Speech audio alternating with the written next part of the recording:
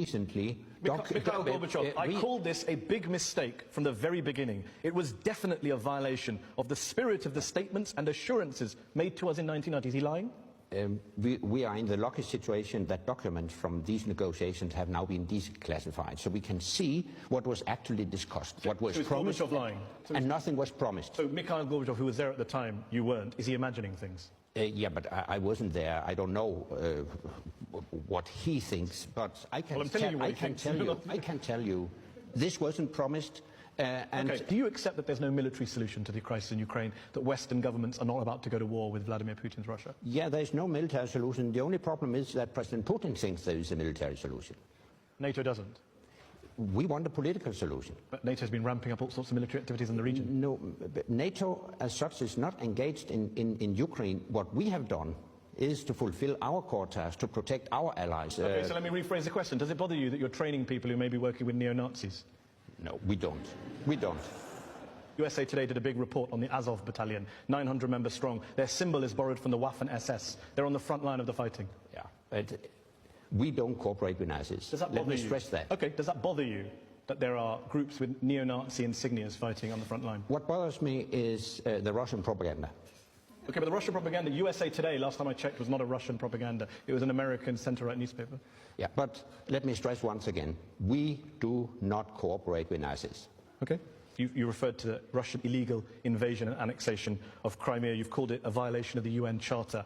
Some people might say that people in glass houses shouldn't throw stones, given you supported the illegal invasion and occupation of Iraq back in 2003. How does that work? Yeah, now you're speaking to me personally, because NATO was not involved. To clarify, you in your role as Prime Minister of Denmark threw your weight behind the illegal invasion and occupation of Iraq. You didn't seem to worry about the UN Charter then? No, because it was not illegal. It was based on... It wasn't illegal? It was based on UN principles, and our argument for participating in that operation was that Saddam Hussein didn't comply with numerous UN resolutions. And yet Kofi Annan, the head of the UN at the time, called it an illegal invasion. Years later, you're attacking Putin for an illegal invasion. Do you see the double standard? No, it's not double standard. Libya, NATO took the lead, the military lead role in March 2011 in Libya, in an air war that ended up toppling Colonel Gaddafi's regime, which was followed then by his pretty grisly death in the desert. Is NATO now in the regime change business? No, we are not. We fulfilled fully the mandate given by the UN Security Council. Did that mandate include toppling Gaddafi? No, but NATO was not part of that. That was done by ground forces, freedom fighters in Libya. You can open Pandora's box in Libya, but you're not responsible for what comes out of it. The international community failed to help the new authorities to build a new society from scratch. But it wasn't just the international community. You called NATO's operation in Libya a great success, quote, a model for the future. You even predicted at the start of the war that there was, quote, no possibility that the country would be overrun by so-called Islamist militias. Well, it has been. The country's in chaos, beset by violence.